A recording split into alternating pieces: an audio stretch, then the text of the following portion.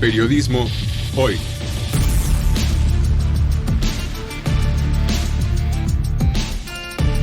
Avatares, riesgos y transformaciones del oficio de informar.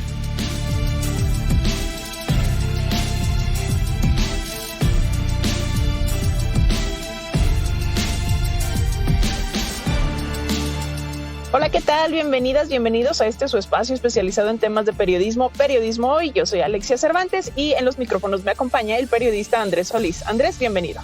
Periodista, ¿cómo estás? Qué gusto saludarte como siempre, a ti y a toda la audiencia y como siempre tratando temas de mucha relevancia. Y hace algunas semanas, Alexia, se festejaba aquí erróneamente de esas cosas raras de la vida, pero el 4 de enero esa insistencia de decir que es el Día del Periodista. Sí, porque en realidad no hay como ningún documento oficial que diga que es el Día del Periodista, pero justamente lo que sí hay es una propuesta de institucionalizar el Día Nacional de las Personas Periodistas en México el 30 de mayo. Es una iniciativa del propio gremio periodístico que busca reconocer la importancia del periodismo como una actividad de interés público y también como un pilar fundamental de la democracia en México. Y bueno, pues ya decías, hay otras fechas en las que se promueve el Día del Periodista, pero el hecho de que sea el 30 de mayo tiene una razón de peso, de la cual vamos a hablar en nuestra entrevista. Así es, y también es importante comentar que es un contexto en el que se está pues recordando que vivimos en un ambiente de violencia contra el periodismo, de precariedad laboral, de desafíos constantes, de profesionalización para poder garantizar dentro de todo este conjunto el libre ejercicio al trabajo periodístico y con ello garantizar derechos de información de la sociedad. Así es que tener una conmemoración, pues sí creemos que sería una muy buena oportunidad para reflexionar, para recordar los aportes que hace el periodismo a la democracia, así también pues promover políticas públicas que respalden el ejercicio profesional del periodismo en mejores condiciones. De eso vamos a platicar un poquito más a detalle, pero ¿qué les parece si antes vamos arrancando como cada semana con nuestra agenda de la semana en la agenda Periotips? Periotips. Noticias y recomendaciones de la agenda periodística de hoy. Iniciamos con nuestras recomendaciones. UDG Virtual te invita a ser parte del Diplomado en Marketing Digital. Está dirigido a personas que desean potencializar las estrategias de mercado en medios digitales en su área de trabajo o que les permite impulsar algún proyecto de emprendimiento propio. El objetivo del diplomado es diseñar estrategias de marketing digital con base en el análisis del mercado en consumidores, empresas y entornos digitales, con la finalidad de elevar las ventas y el posicionamiento de un producto o servicio dentro de una organización. Dará inicio el 30 de enero. Para más información, visita la página web www.educacioncontinua.udgvirtual.udg.mx. El proyecto Juntos por la Conservación te invita a postularte para obtener una beca. Está dirigido a reportajes, periodistas y comunicadores de Brasil, Colombia, Ecuador y Perú, con el objetivo de fortalecer sus capacidades de producir información pública de alta calidad, objetiva y atractiva sobre los impactos de los crímenes contra la conservación y destacar soluciones viables dirigidas por la comunidad y basadas en políticas para mitigar estos impactos. Tienes hasta el 27 de enero para postularte. Para más información, visita la página web www.earljournalist.net. Cursiva te invita a participar en el curso en línea sobre periodismo cultural. Está dirigido a personas con conocimientos periodísticos que quieran especializarse en el ámbito cultural de la profesión. El objetivo es dar difusión a la cultura a través del mundo de la escritura, así como aprender a moverse en el mundo del periodismo cultural. Se llevará a cabo del 10 de febrero al 23 de marzo del 2025. Para más información, visita la página web www.cursiva.com. Se abre la convocatoria 2025 para la 7ª edición del Periodismo Bridge Valdés de Periodismo y Derechos Humanos. Este premio reconoce la labor de las personas que ejercen el periodismo en México, cuyos trabajos en 2024 tuvieron un enfoque en la protección, la defensa y la promoción de los derechos humanos. Está dirigido a periodistas de todos los estados con reportajes que aporten su mirada desde lo local, ya que es a este nivel que se enfrentan las condiciones más adversas. Asimismo, invitan a postularse trabajos en cualquiera de las 68 lenguas indígenas de México.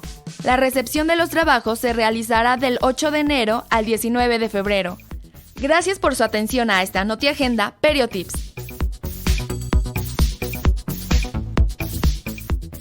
Recuerden, en Facebook nos encuentran como Periodismo Hoy, en X somos @hoyperiodismo y también está disponible en estas plataformas nuestro podcast, que por supuesto encuentran en la página de internet de Radio Educación, www.medioradio.edu.mx. Ahí le dan clic en el botón de podcast y van a encontrar el micrositio específico de Periodismo Hoy con esta emisión y las que se han emitido en el último año.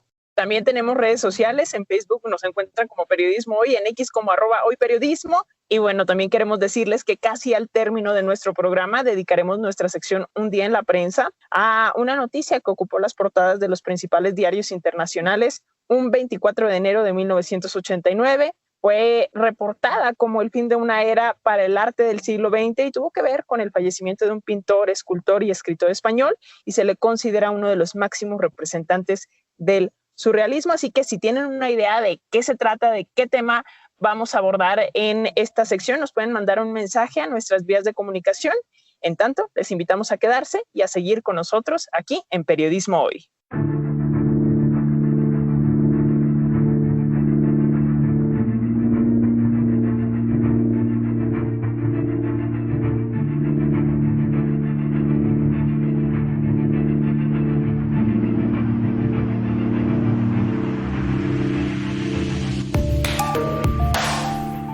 En México, ustedes lo saben muy bien, aquí platicamos siempre de la manera en cómo se hace periodismo, de lo que se hace bien, de lo que se hace mal, de lo que nos sirve, de lo que podemos mejorar. Y hay un tema que hemos mencionado en diferentes momentos desde diferentes ópticas, y es que históricamente hay varias fechas en el país y en el mundo en general que quieren recordar al ejercicio profesional del periodismo, ese famoso Día del Periodista, pero que en México en realidad no existe. Hay muchas fechas, pero ninguna se ha logrado institucionalizar, no ha habido un consenso. De repente hubo ahí una estúpida ocurrencia de un expresidente que hasta el calificativo previo se le acomoda muy bien, y en varias de estas fechas podemos mencionar, por ejemplo, el 4 de enero, el 3 de mayo, el oscurísimo 7 de junio, el 8 de septiembre, y cada una tiene sus propios orígenes, tiene su sentido de alguna manera.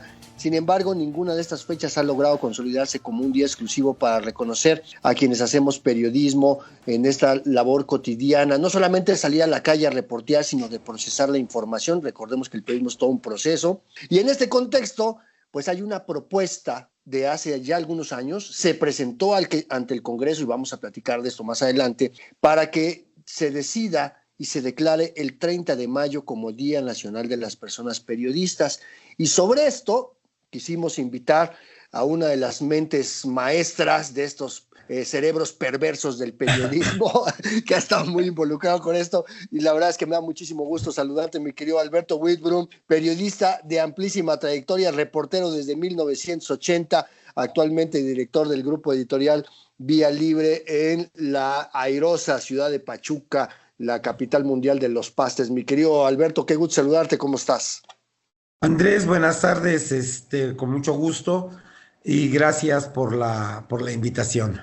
Gracias, Alberto. Oye, a ver, ¿qué te parece si nos cuentas de dónde viene la propuesta de declarar este 30 de mayo como el Día Nacional de las Personas Periodistas? Dentro de todas las fechas que ya mencionaba previamente Andrés, ¿por qué ustedes proponen el 30 de mayo? ¿Qué nos dirías? Bueno, pues el 30 de mayo es una fecha icónica para el periodismo de México, porque hay que recordar que en esta fecha se comete el magnicidio de un periodista de enorme trayectoria que era Manuel Buendía Telles Girón.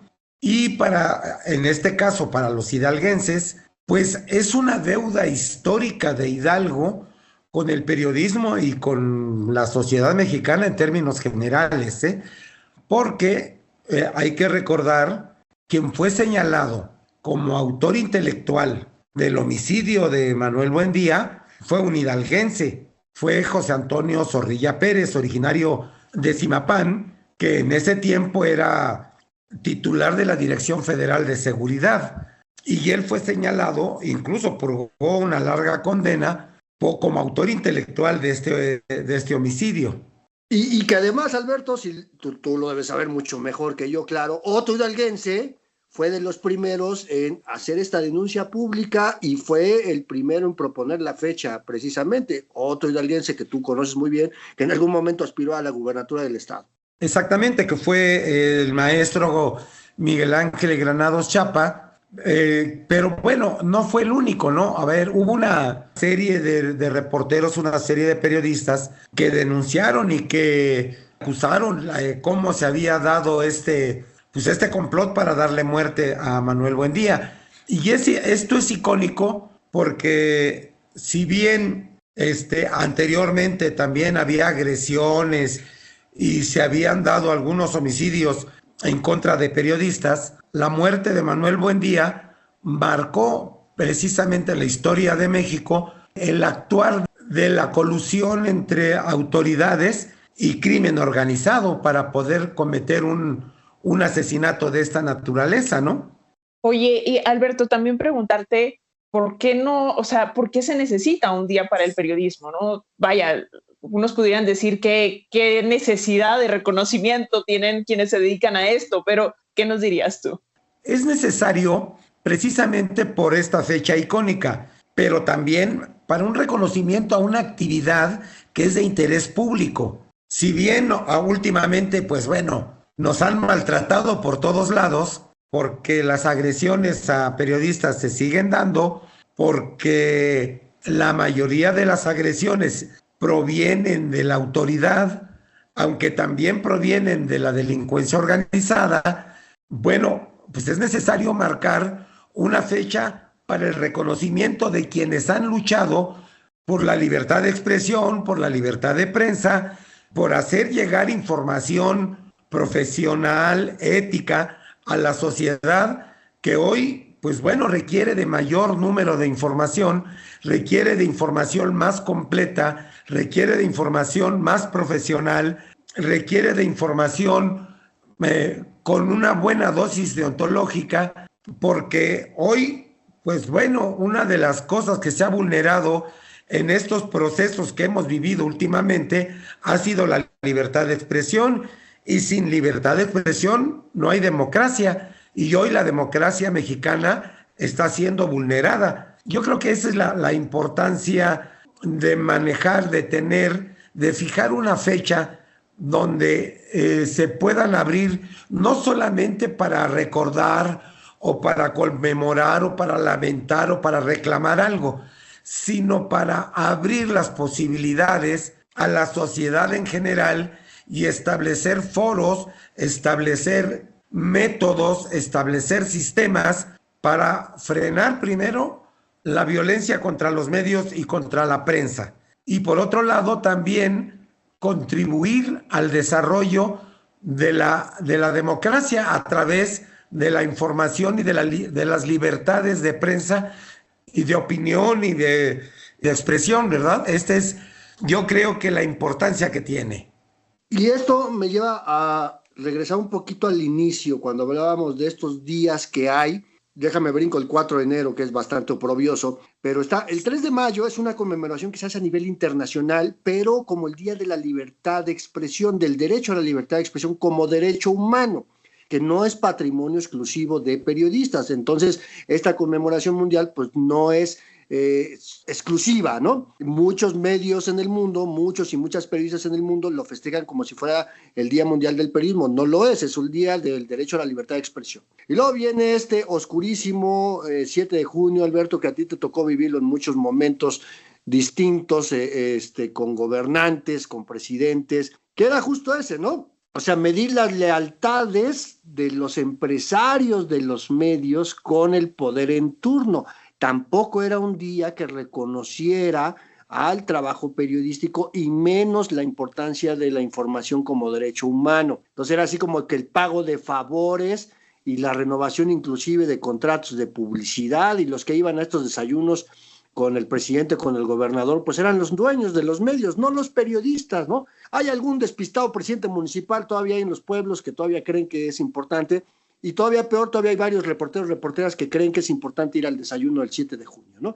Y está esta celebración del 8 de septiembre, que fue una propuesta de un sindicato de periodistas, pero que no logró el consenso suficiente, y pues este sindicato, que ha ido cada vez desapareciendo más, pues se ha ido perdiendo también esta conmemoración. Me regreso al 4 de enero, Alberto, porque esta fue una estúpida invención de Enrique Peña Nieto cuando era gobernador del Estado de México, que un día dijo, pues felicito a los periodistas por su día hoy 4 de enero, y jamás nunca explicó de dónde venía la efeméride, y la repitió, y cuando llegó a la presidencia de la República la siguió repitiendo. Nadie de su equipo de trabajo le dijo, oiga, presidente, eso no existe un decreto. Y lo más triste, mi querido Alberto, es que hay muchos periodistas que siguen creyendo que el 4 de enero es Día del Periodista, ¿no? Entonces, ¿qué es lo que quiero poner sobre la mesa? Que estas conmemoraciones, ninguna se ha hecho por consenso de periodistas, ¿no? Así es, en efecto, Andrés. Mira, aquí en Hidalgo, igual, el 7 de junio, a ver, al desayuno convocado por el gobernador en turno, y era pues un besamanos, ¿no? Que era el origen de esto a nivel nacional con los presidentes de la República, ¿no? Hay que recordar que también había el antecedente de que en aquellas épocas el gobierno federal tenía el control de la importación de papel para el periódico. Entonces, los directores de los rotativos convocaron a esa reunión más con ese fin, más que agradecerle el hecho de que no los castigaran vendiéndoles o no vendiéndoles o no suministrándoles o no regalándoles el papel. ¿Te acuerdas? En ese tiempo era el PIPSA, que era el papel periódico y del que dependían los grandes rotativos para imprimir el periódico. Y en los estados esta ceremonia, esta tradición se fue repitiendo porque además pues los gobiernos de los estados eran y son todavía clientes principales de los medios de comunicación, pero era una especie de negociación oscura donde el periodista no era considerado, ¿no? Eran los intereses empresariales los que regían. Oye, Alberto, y preguntarte, a ver, ¿cómo vamos en términos de avance de esta iniciativa? Que celebro que venga desde las y los periodistas, vaya. Ya por ahí nos decías que, bueno, pues el papel de Miguel Ángel Granados Chapa en esto, pero hay avances, vaya, para hacer esto realidad y que pase más allá de las charlas de café, las reuniones entre colegas. O sea, ya hay avances concretos para presentarlo como tal, como una iniciativa. ¿En qué punto estamos en ese sentido? Mira, pensamos que sí, hace un par de años, en que nos recibió Ricardo Monreal y el senador por Hidalgo, Nabor Rojas Mancera. Nos recibieron ahí en el Senado y les entregamos un grupo de periodistas la propuesta para que como Cámara de Origen el Senado pudiera emitir un decreto para declarar el 30 de mayo Día Nacional de las Personas Periodistas. Pero nos dijeron sí, pero no nos dijeron cuándo. Sí, prácticamente como el son de la negra, ¿no? Pero hasta el momento no hubo ninguna respuesta. Y ahora hemos tratado de reactivar esta propuesta a través de otro senador, también hidalguense, que es el presidente de la Comisión de Hacienda del Senado, Cuauhtémoc Ochoa Fernández, con quien yo tuve acercamiento. Se le planteó la posibilidad y él está dispuesto en próximos días a reunirse con un grupo de periodistas para dialogar sobre esto, presentarle nuevamente al Senado la propuesta y él comprometerse a hacerla llegar a la Junta de Coordinación Política que preside Adán Augusto López para ver qué procede, ¿no? Hasta ahí vamos. Yo creo que por lo menos la intención mostrada por Cuauhtémoc Ochoa es positiva, hay disposición y apertura y esperemos que sus buenos oficios los haga valer, ¿no? Digo, tiene una posición destacada dentro del Senado que es la presidenta de la Comisión de Hacienda. Entonces esto pues yo creo que le permite tener capacidad de cabildeo en la Junta de Coordinación Política.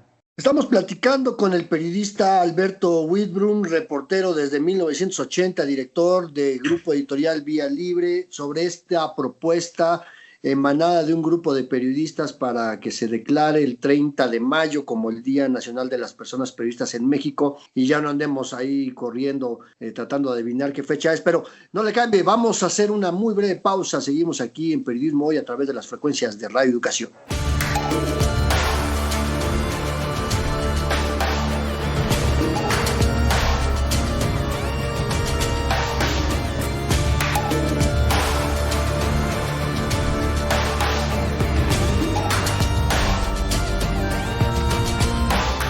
Ya saben que a mitad de nuestra conversación hacemos una pequeña pausa para recordarles nuestras vías de comunicación.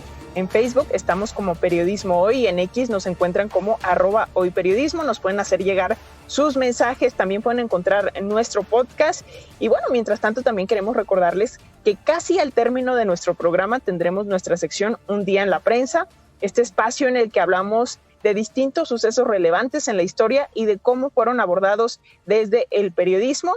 Y en esta ocasión la cápsula tratará sobre el fallecimiento de un pintor, escultor y escritor español que marcó el fin de una era para el arte a finales del siglo XX. Y bueno, los artículos de la época hablaron de su legado artístico, recordando que fue el máximo exponente de un movimiento que cambió la manera de concebir justamente el arte, y hablamos del surrealismo.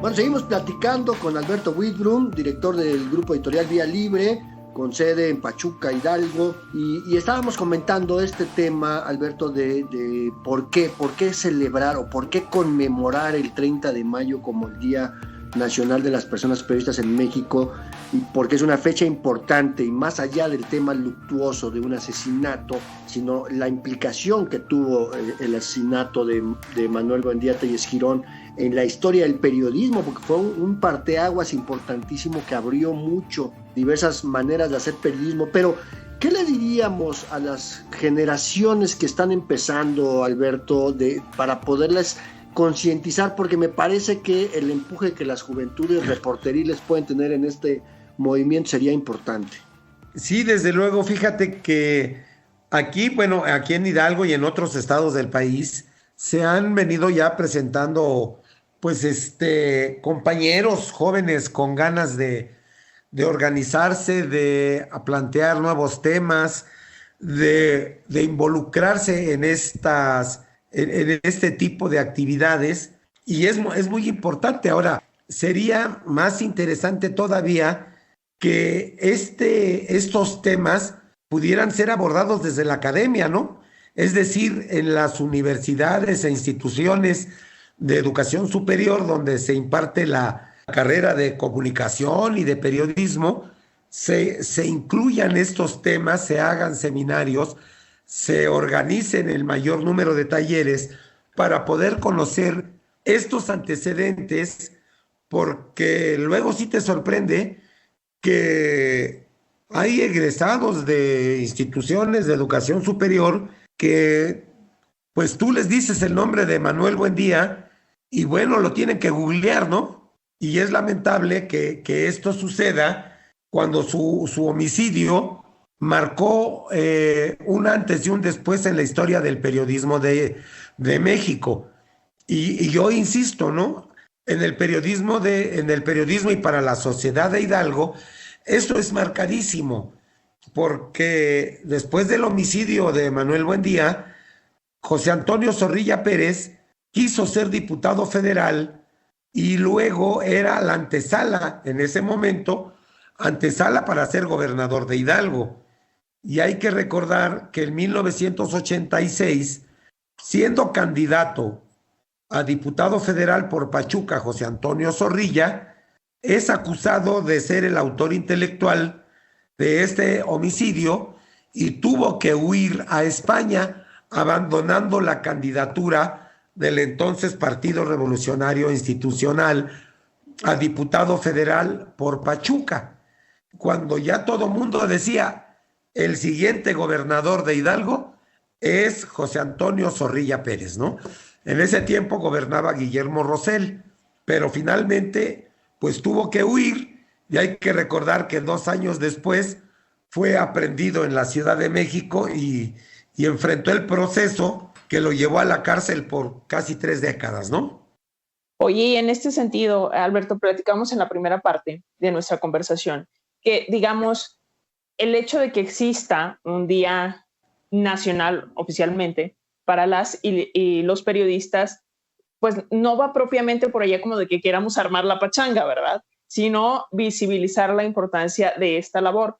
Pero creo que al calor de lo que estamos platicando, de incluso de qué tanto se interesan los jóvenes, las y los jóvenes en esta profesión, estando las condiciones como están, preguntarte qué medidas adicionales consideras necesarias, además pues de esta institucionalización de este día, de este reconocimiento, pues para proteger a quienes hacen ejercicio periodístico en México.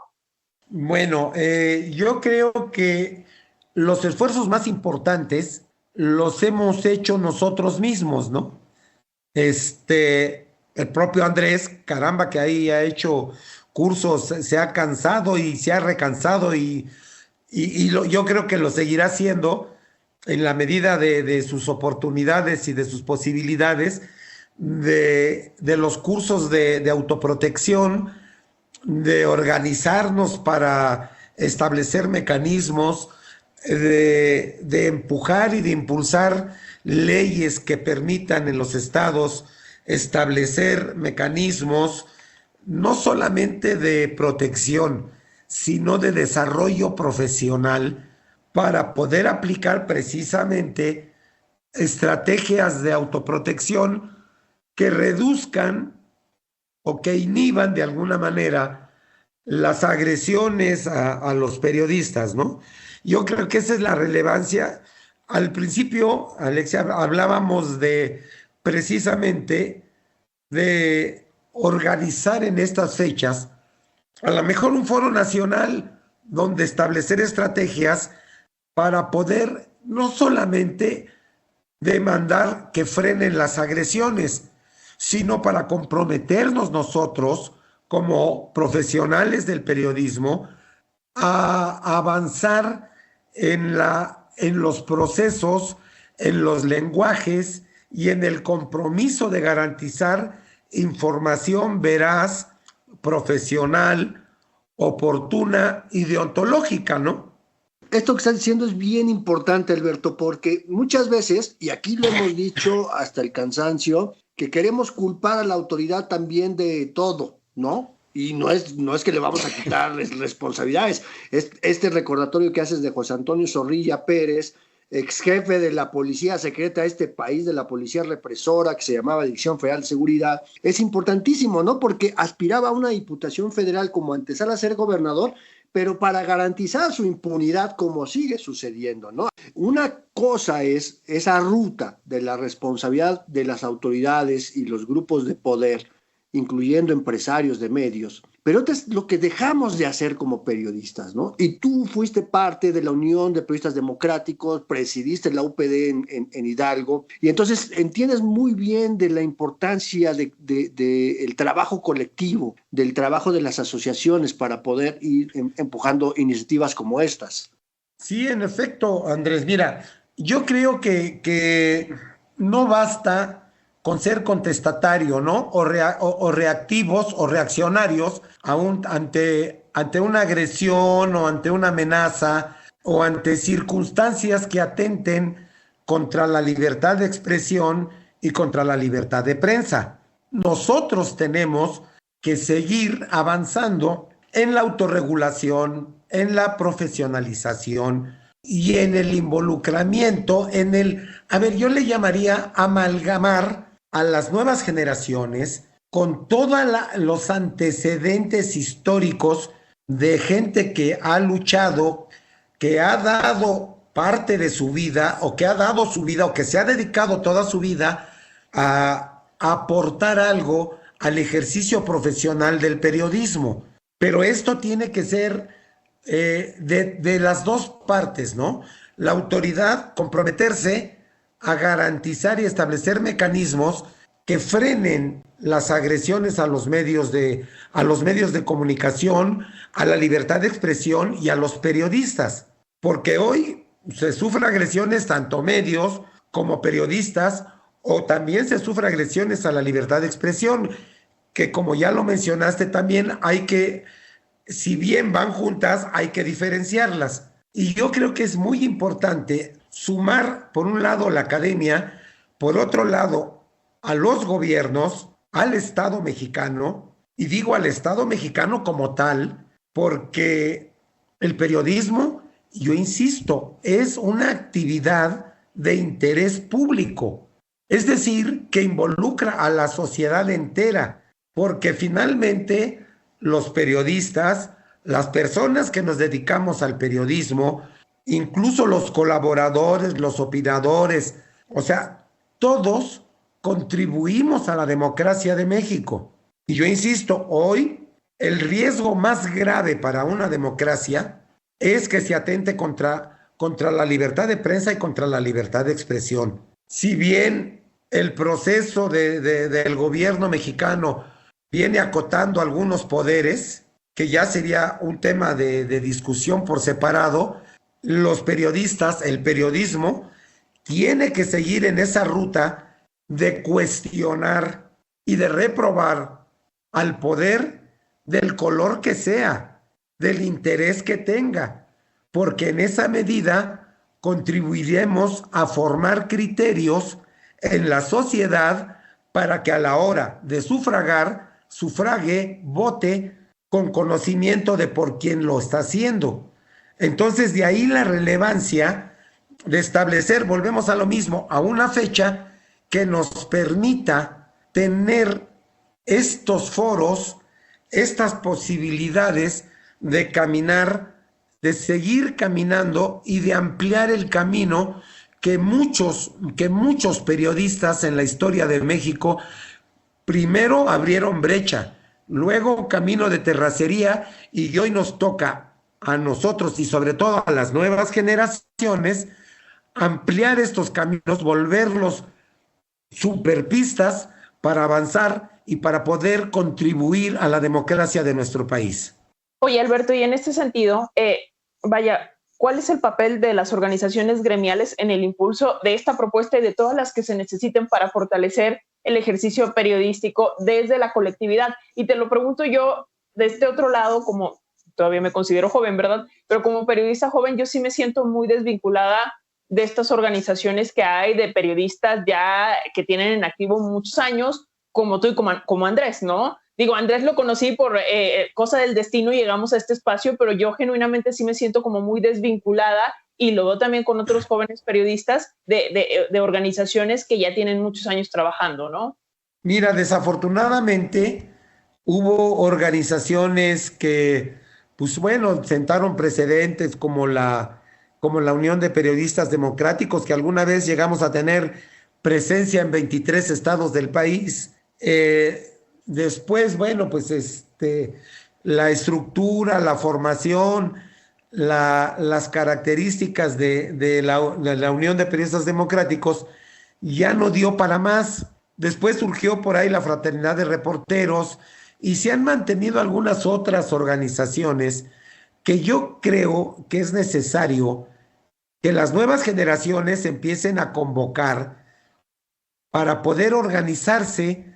Mira, aquí en Hidalgo, durante mucho tiempo, en efecto, prevaleció la UPD, la Unión de Periodistas Democráticos, y posteriormente surgieron otras organizaciones, algunas organizaciones con intereses particulares, algunas impulsadas por el propio gobierno para tener o para fingir un interlocutor con el gremio, y luego recientemente aquí en Hidalgo encontramos un modelo interesante que es la creación de una fundación. Todavía el modelo está inacabado, Creo que se han cometido muchos errores, creo que se pueden perfeccionar, pero este modelo de fundación nos permite avanzar en diferentes sentidos. Por un lado, capacitación, por otro lado, foros de discusión, por otro lado, promover la profesionalización. En fin, creo que este modelo pudiera ser retomado no a nivel nacional inicialmente.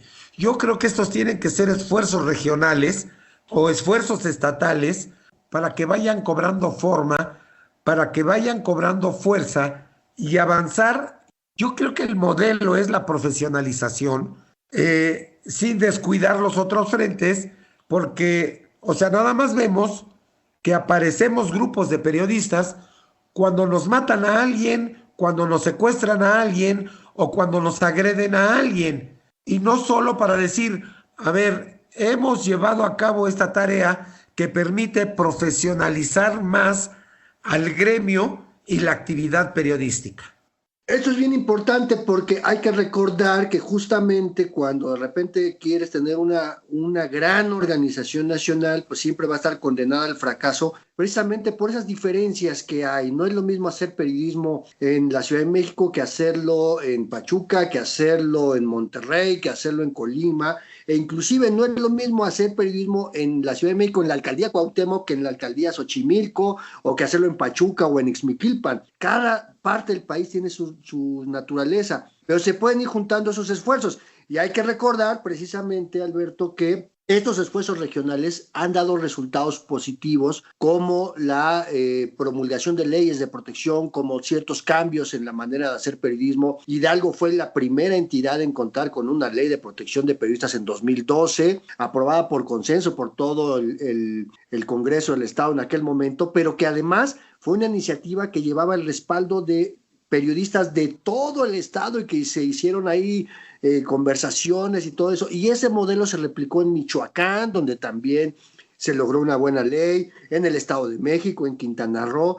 Y esto pues muestra esas fortalezas regionales que a la larga pues van a poder mostrar un músculo que sí existe a nivel nacional, pero con ese respeto a la individualidad de cada periodista, ¿no? Y eso podría ser una muy buena ruta. Claro, esta conmemoración del Día Nacional de las Personas Periodistas, pues tiene que ser una emisión a nivel del Congreso Federal, pero que permitiría ya juntar esas fortalezas que se tienen en los estados, ¿no? Para que también los congresos locales pues puedan ir validando esta propuesta.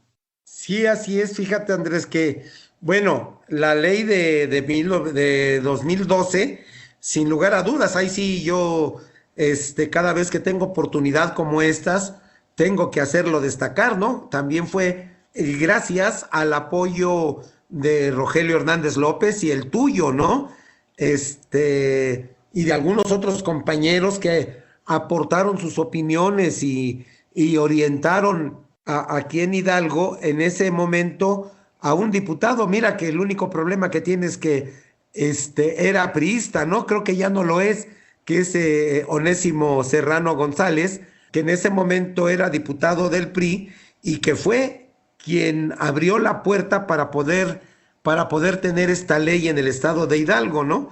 Pero sí, a ver, hoy que hay la oportunidad, agradecerte a ti, agradecerle al buen Rogelio Hernández López, el empuje que hace estos años. ¿Cuántos años ya son? Ya son 12 años de ¿cómo se llama? De que se haya promulgado esta ley aquí en el estado de Hidalgo, y que, bueno, si bien no se reglamentó, bueno, nos sigue sirviendo de base para mantener una relación respetuosa, hoy con un gobierno diferente a los del PRI, porque esta ley la aprobó el gobierno de Francisco Olvera, el gobierno priista, continuó con el gobierno del priista también, Omar Fayad, que ya no tampoco tan priista, y hoy nos ha permitido mantener una relación sana, respetuosa, con el primer gobierno morenista de Hidalgo, que encabeza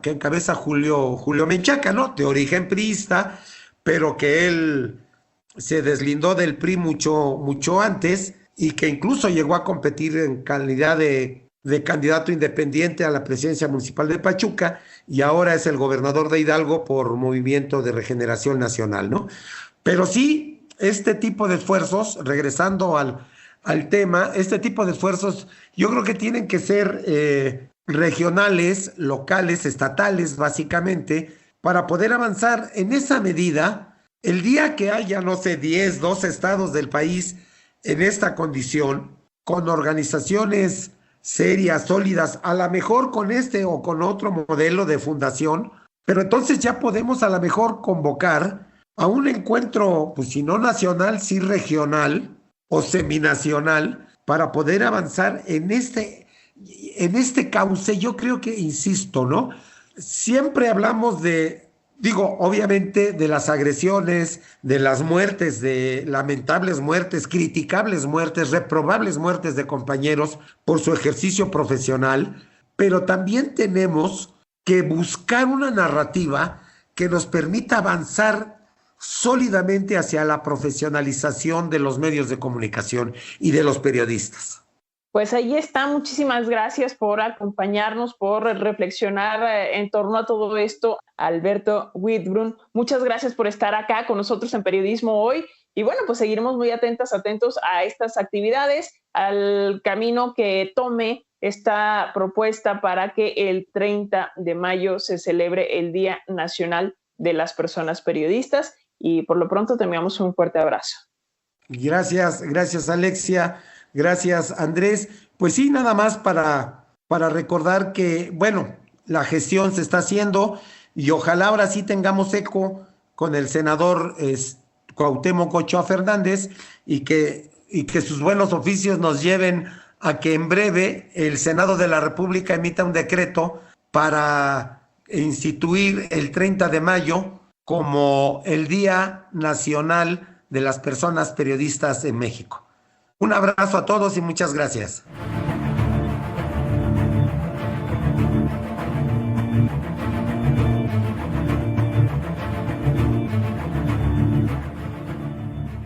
Y bueno, pues a lo mejor habrá personas que no estén muy de acuerdo con promover el 30 de mayo como el Día Nacional de las Personas Periodistas, pero sin duda lo importante y lo relevante es el contexto en el que se da por el asesinato de Manuel Buendía, y también que sea un tema de consenso entre quienes hacemos periodismo y las personas que reciben la información del periodismo. Así es que, pues ahí está la propuesta, vamos a ver en qué va caminando la cosa, les estaremos platicando.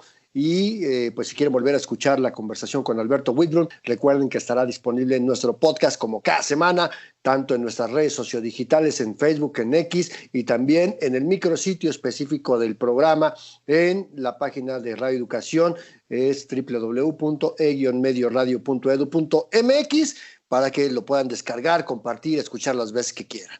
Y antes de terminar con esta emisión, vamos ahora sí a Un Día en la Prensa, este espacio en el que abordamos distintos sucesos históricos, su cobertura desde el periodismo, y el día de hoy hablaremos del fallecimiento de un pintor, escultor, escritor español. Se le considera uno de los máximos representantes del surrealismo. Escuchen bien, ¿de qué se trata?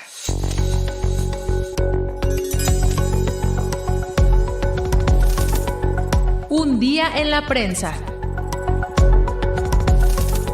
Las grandes noticias que han hecho historia.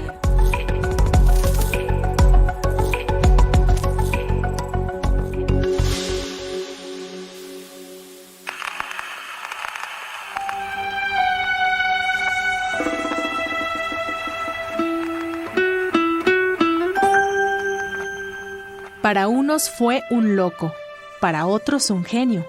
Lo cierto es que su obra cambió no solo el arte, sino una forma de ver y entender el mundo y sus realidades.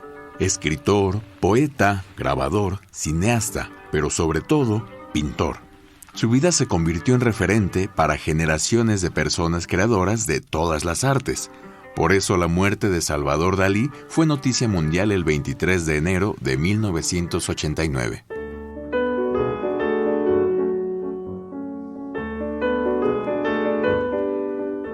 Eugenio Salvador Dalí nació aristócrata en el seno de una rica familia de Figueres, municipio de la región de Gerona, en Cataluña, España, lugar de historia medieval y tradición artística. Los biógrafos decían que su primer trauma fue haberse llamado Salvador, el mismo nombre de un hermano suyo al que nunca conoció porque había fallecido antes de su nacimiento. Dalí pasó sus primeros años pensando que él era el muerto. De carácter siempre irreverente, fue expulsado de la Academia de Artes donde estudiaba pintura por cuestionar a las autoridades y no hacer lo que le pedían. Sus primeras influencias en la pintura y en la escultura fueron el cubismo y el expresionismo. En él influyó también la escuela española como la francesa. Posteriormente, se sumó al movimiento surrealista nacido en París.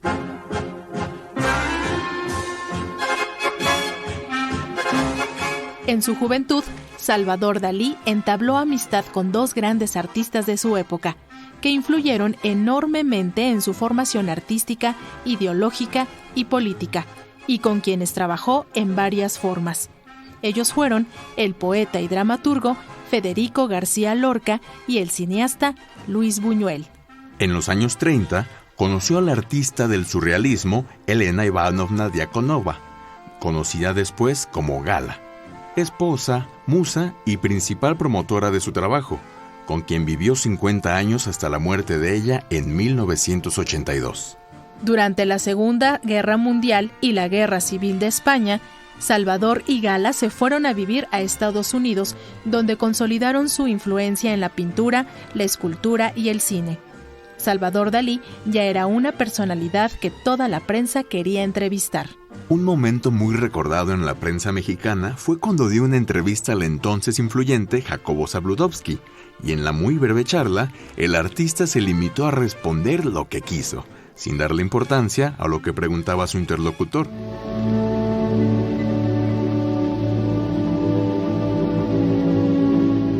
La muerte de Gala en 1982 afectó física y mentalmente a Salvador Dalí. Nunca mejoró y al paso de los años desapareció de la vida pública y ocasionalmente apenas daba algunos flachazos.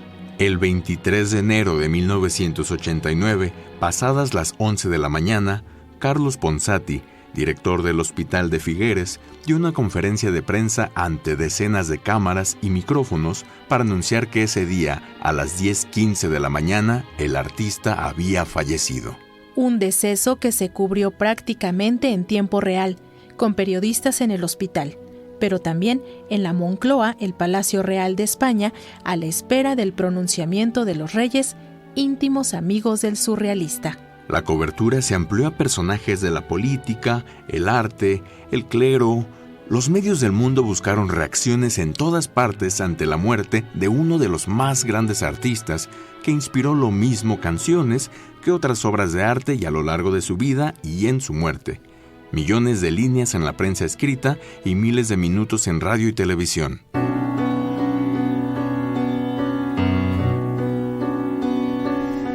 Eugenio Salvador Dalí fue el surrealista entre surrealistas, tanto que decidió romper con este movimiento artístico que fue una de las grandes vanguardias del siglo XX. Por eso su muerte fue un acontecimiento destacado tanto por la prensa española como por los principales medios de Europa, de América y hasta algunos medios de países comunistas que ya empezaban a resquebrajarse.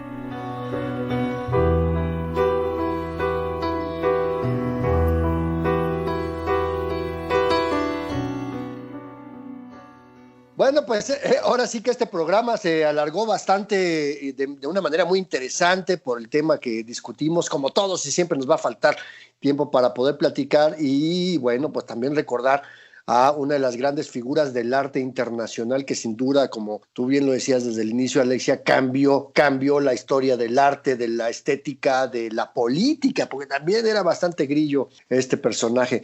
Pero bueno, pues se nos agotó el tiempo y como siempre, mi querida Alexia Cervantes, pues es un placer compartir este espacio contigo. Recordarles que seguiremos la conversación en nuestras redes sociodigitales. En Facebook somos Periodismo Hoy, en X, @hoyperiodismo. Y tenemos una cita, la siguiente emisión de Periodismo Hoy. Alexia Cervantes, un placer como siempre compartir contigo estos micrófonos. El gusto es mío, Andrés Solís. Hasta la próxima.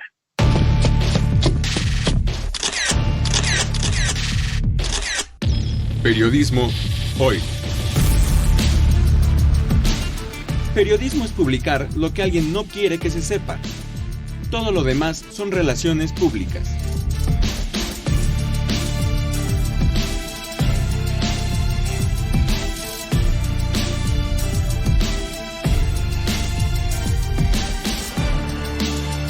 Trabajamos para usted en el servicio social Karen Sanabria, en la edición digital Alejandro Ramírez, la musicalización de Óscar Solís, Edith Rojas en la asistencia de producción, en la conducción Alexia Cervantes y Andrés Solís, en una producción a cargo de Graciela Ramírez para Radio Educación.